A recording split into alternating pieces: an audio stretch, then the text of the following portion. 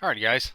I wanted to re-record the AMC How Much to Cover video, and there's some audio issues. Kids going crazy in the background. It's mostly just because I want to put good content out for you guys. Also, my math was terrible. That was kind of an idea that I was like, wait, if we bracketize this, how much would it cost, theoretically, if they put it in blocks of like say 10 million shares is $10, and this is just pure speculation. But what I wanted to do was I'd put on a spreadsheet now, and I'm gonna go over just kind of how I bracketized maybe the way that the hedge funds could cover. And I'm not saying that it would work like this in the open market. It probably would not at all. But it's just fun to do the math and kind of speculate. And now I have a little neater here, and I have some MathCAD, or I just did a summation here in Excel. Makes it a little bit easier.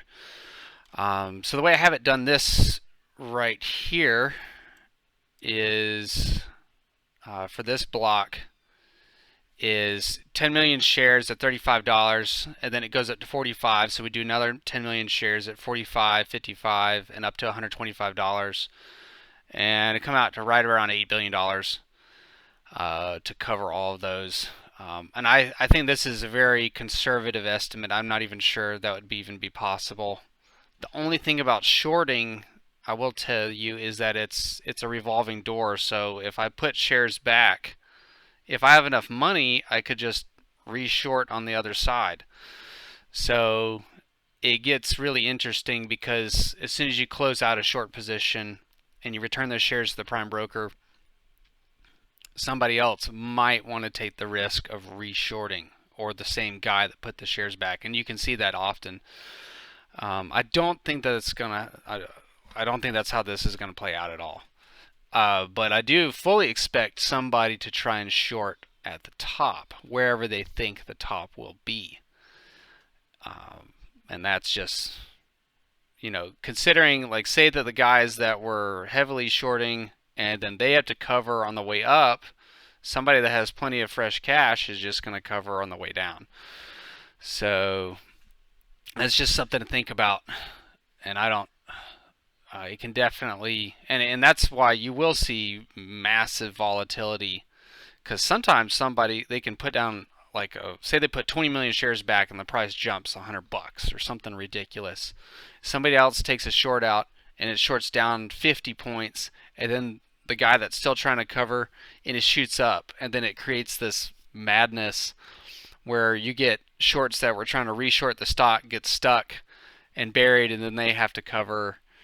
I'm feeling that nobody's going to want to short this for a little while until they either, like, okay, everybody's done, and then they'll reshort the stock. I mean, people did that in GameStop when it went up to $450 back in January. They made a ton of money doing it, and that's fine. Whatever, they want to redo it, reshort the stock. That's on them. But if they get stuck, then that's an even bigger problem, because then you can end up way upside down in your position just because you were trying to cover when somebody else is also covering, or short when somebody else is covering. So I also did 10 million shares starting at $35, but instead we jumped 20 points per 10 million shares. So we go from 35, 55. This is the block down here, 35, 55, 75, up to 215, and that's about $12 billion, $500 million to do that. And this is just pure speculation. One other thing that I wanted to point out is that a lot of these institutions have been purchasing shares, and I understand that they could. There's some comments that, if they've loaned their shares out for selling short, that they would have to have the shares returned before they can sell them. And I believe that there's some, like, say for instance, like, I use E-Trade.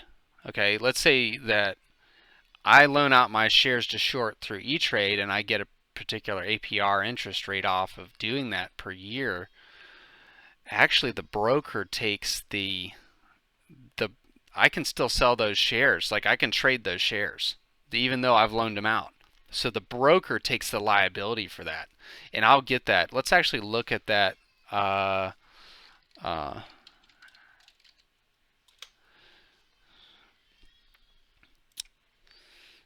the lending program. So here's kind of the income I could get if I loan out 1,000 shares.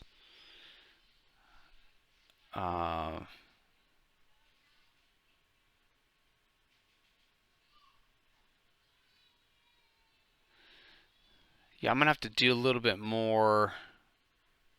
I've read through this before, but I thought you could actually still trade the yeah. So you retain full ownership rights to sell your shares, and you keep any gains while the stock is on loan. I'll have to see the mechanics because I'm not sure. Say for instance, all of your shares, like I don't know if me as retail, if my shares are loaned out at any point in time, and if I can sell or buy, you know. But I remember reading this, and I don't know if the institutions have the exact same agreements that they would have to deal with. But this for retail, this is how it will work. Maybe there's other brokers work differently, and I'm going to actually put this in the description for the video. I think that's going to cover just about everything. And I'll actually, what we could do later on is you see how I've done this. If you want to just take it up to $1,000, how much it's going to cost?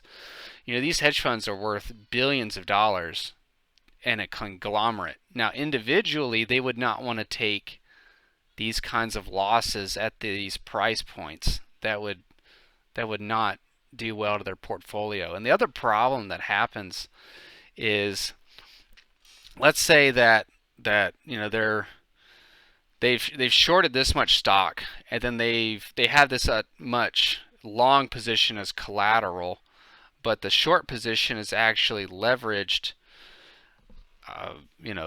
Could be 100 to 1, 50 to 1. I don't know what kind of leverage they used, but let's say, for instance, that their stocks, their long positions, which if you look at a lot of these hedge funds that are shorting AMC, their long positions are Apple, Tesla, a lot of these big tech, high-flying, volatile stocks. They're not, maybe they're buying Coke or something, Coca-Cola, but a lot of those long positions are up right now, and if they come back down, then the leverage that they had initially on their short positions, they're going to end up getting squeezed with their leverage, and that presents a major problem. And I just find it hilarious that Apple is sky high right now. I mean, if you look at the chart, it's like straight up. If you look at Tesla, it's like straight up. But when those stocks come down, that's when the pain comes for these funds. And the market is just getting pumped, I think, to save some of these guys right now because they're going to get obliterated.